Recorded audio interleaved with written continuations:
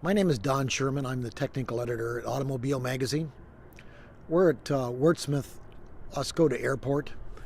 We came here with the Corvette ZR1 to conduct the first test of any civilian-owned vehicle anywhere in the world. This is one of the very first production cars. We selected this facility because it's a well-maintained, very smooth, high-traction runway that's 11,000 feet long by 200 feet wide, so we could run very safely to near the top speed of the car. My neighbor, Barry Grusner, owns this car, and it's not a press car. It's not something borrowed from GM.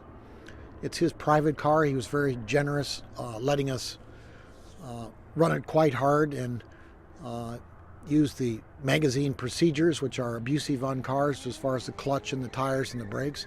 And Barry did a little bit of driving himself. He was quite impressed by how hard he could brake and how hard he did brake, to the extent that the blood was rushing into his head. I don't think he's ever seen such braking G's before in his life. We had only one and a half incidents. One of them was that we collected a bird strike at the front of the car. The bird came out on the short end of that deal. Luckily, it wasn't ingested through the grill and the radiators, so the car sort of glanced off the front of the car. But we had a short ceremony and service in that bird's honor that he gave his life for our test.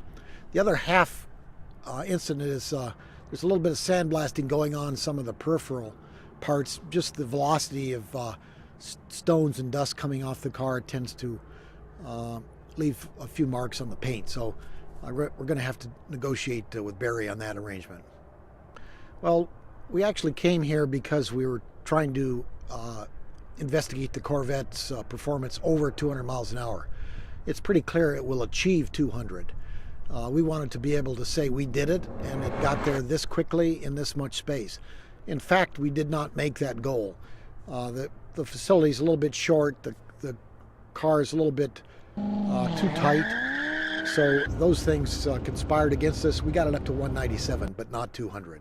While we were here, we did a full battery of tests: cornering, braking, acceleration, as well as the top speed investigation. So we have the full measure of the car. And ZR1 today is one of the most desirable cars in the world because they're just rolling off the assembly line, and the first ones are going to customer hands. Journalists all over the world are trying to conduct tests. We know about one by the British at Bonneville, another one by the Germans in Italy. This is one of the very first, maybe the very first, instrumented road tests on American soil.